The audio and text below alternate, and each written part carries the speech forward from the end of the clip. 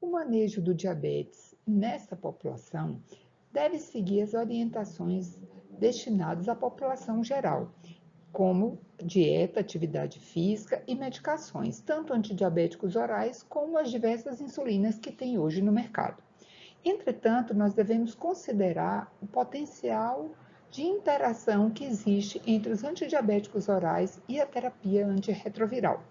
Além disso, merece ressaltar que hoje o tratamento do diabetes é feito de modo individualizado. Para cada paciente, deve-se considerar o controle glicêmico adequado.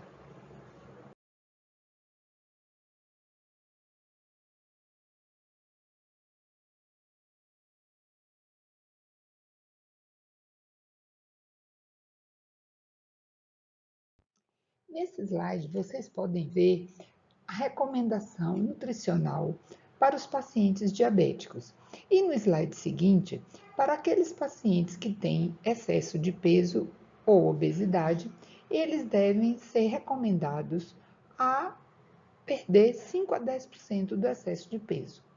Entretanto, tem alguns autores mostrando que mulheres com HIV que perderam peso similar ao de mulheres sem HIV não apresentaram melhora equivalente da sensibilidade à insulina e do metabolismo lipídico, levando a crer que talvez nós não devêssemos extrapolar os resultados que nós obtemos na população geral para esses pacientes com HIV.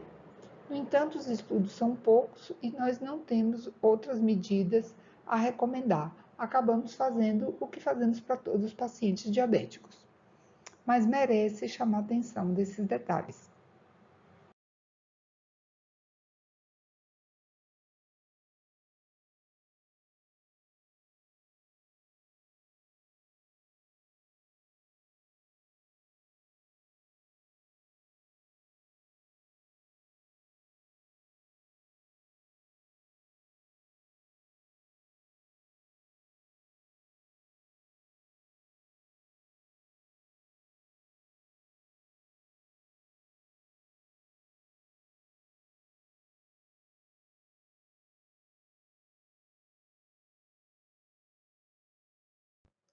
Os efeitos benéficos da atividade física, tanto no controle glicêmico quanto no controle do peso, são incontestáveis. Hoje, o que se recomenda é exercício não só aeróbico, mas também exercício de resistência para melhorar a massa muscular. Mas merece ressaltar que esses estudos, essas diretrizes são baseadas em estudos para a população em geral. Os estudos com pacientes vivendo com HIV/AIDS ainda são escassos.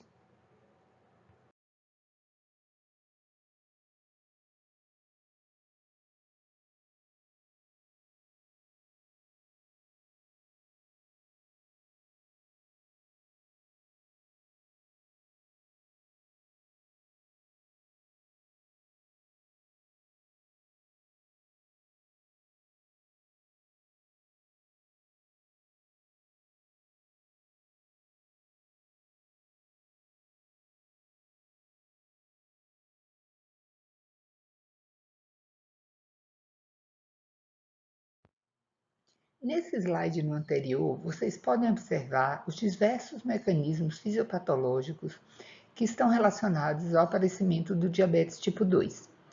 Hoje, a indústria farmacêutica desenvolveu vários medicamentos que agem especificamente nos distúrbios fisiopatológicos.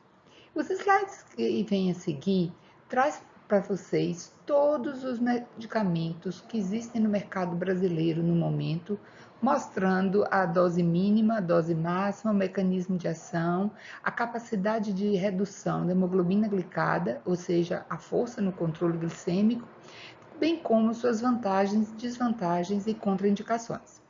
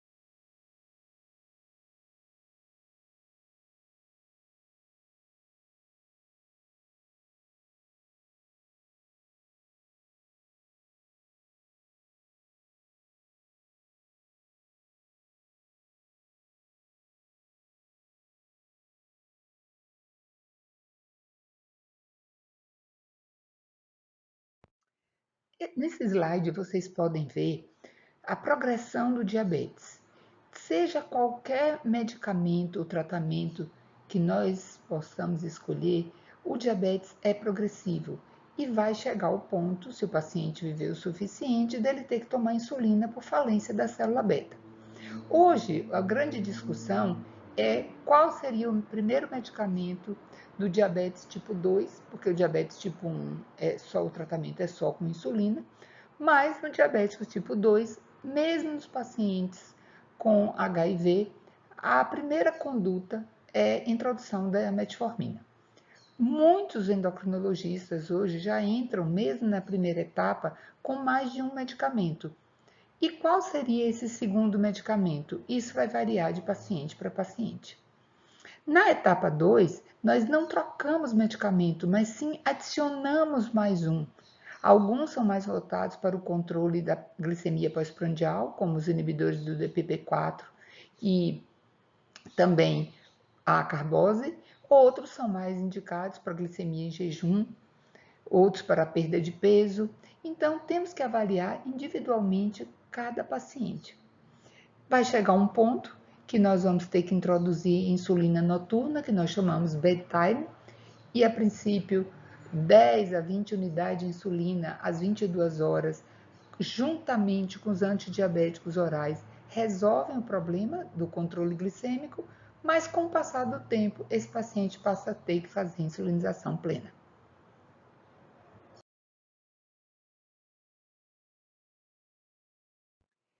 O tratamento do diabetes tipo 2 geralmente é iniciado com medicações que melhoram a resistência periférica à insulina, que são a metformina e a pioglitazona. A metformina é mais usada por ser mais segura, barata, de fácil acesso, porque é dispensado pelo governo. O mesmo não acontece com a pioglitazona.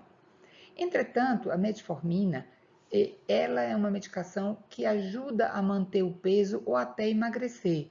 Então, em pacientes que já perderam muito peso ou que não desejam perder mais e que têm lipodistrofia, talvez seja melhor usar a pioglitazona.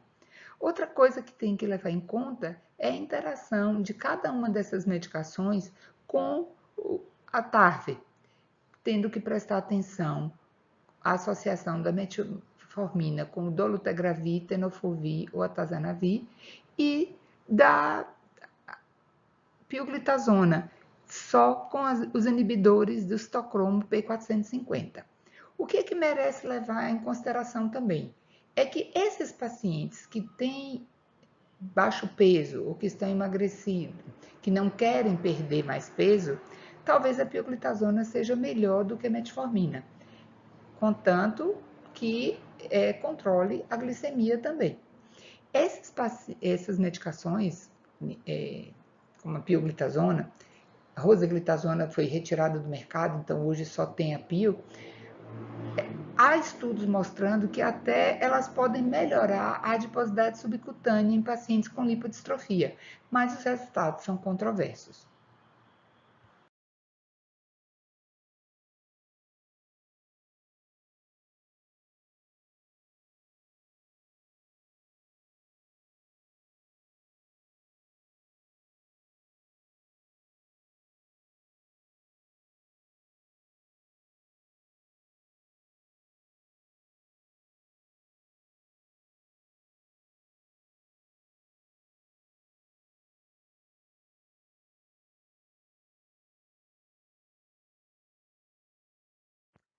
Os inibidores de DPP-4 são medicamentos muito úteis no controle da glicemia pós-prandial e também eles têm uma vantagem de serem neutros em relação ao peso.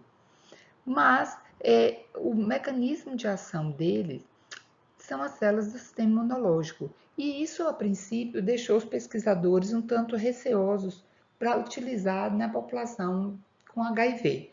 Mas até agora não temos estudos mostrando grandes efeitos deletérios. Merece apenas estar atento para a avaliação desses pacientes mais de perto e ajustar a dose da saxagliptina quando tiver em associação com as drogas inibidoras do citocromo P450. Por outro lado, a liraglutida e as glifosinas, que também são outros medicamentos utilizados para diabetes, não há maiores problemas em usar nos pacientes com HIV. Só lembrando que o liraglutida e os outros medicamentos análogos do GLP-1 costumam dar alterações gastrointestinais como enjoo e tem que levar em conta se o paciente com HIV já não está apresentando esse sintoma. Não existem dados robustos sobre o uso das glifosinas, que são a dapagliflozina e a cana e a empagliflozina. Eu já tive experiência com essas medicações em paciente com HIV e não observei, por incrível que pareça, nenhum problema. Essas medicações causam infecção do sistema geniturinário, então a gente tem que estar sempre atenta. Mas, na minha experiência, não tive maiores problemas com pacientes com HIV.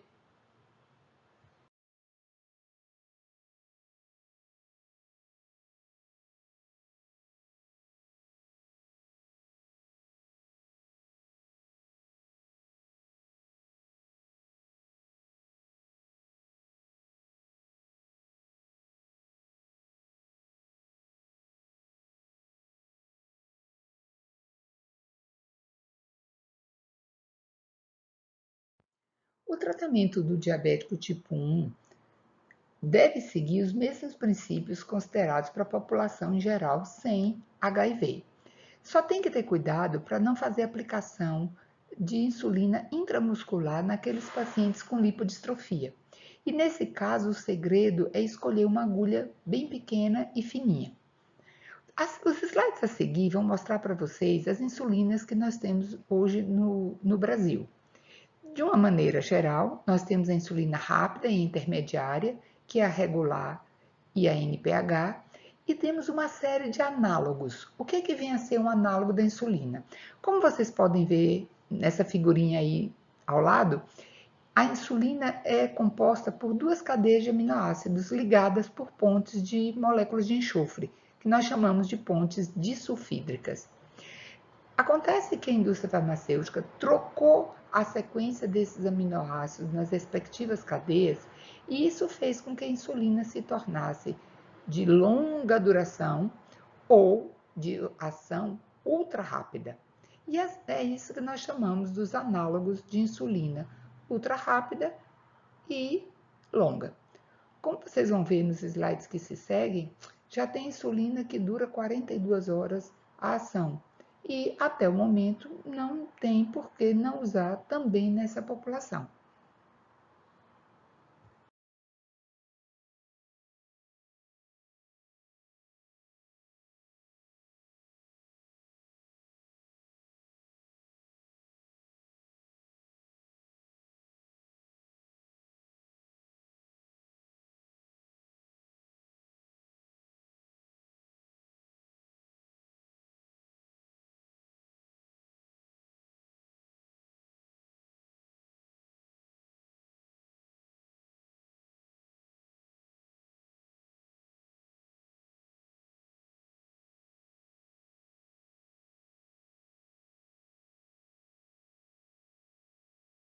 Esse slide chama a atenção de que a insulina pode ser utilizada isoladamente ou em associação com agentes orais.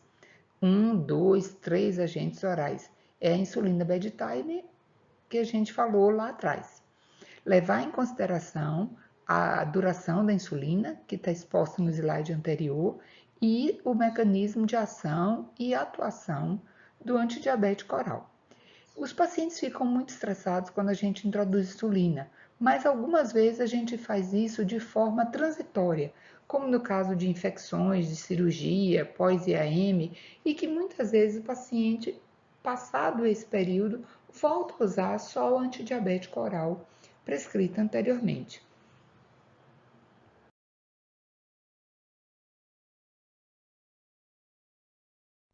Não se discute mais que o controle glicêmico bem feito diminui a incidência das complicações do diabetes, tanto micro quanto macrovasculares. As macrovasculares, entretanto, que nós chamamos mais associadas à doença cardiovascular, é necessário que haja o controle concomitante também da pressão arterial e da dislipidemia e de controle do fumo, que deve ser evitado, controle de peso, entre outras coisas. Entretanto, aqui esse slide mostra qual seria o controle ideal da glicemia pré-prandial e pós-prandial pelas diferentes sociedades que estudam diabetes, mas o que eu gostaria de chamar a atenção é que, a depender do caso e a depender da situação em que se encontra o paciente, a gente pode ser mais condescendente e permitir uma hemoglobina glicada um pouquinho mais elevada.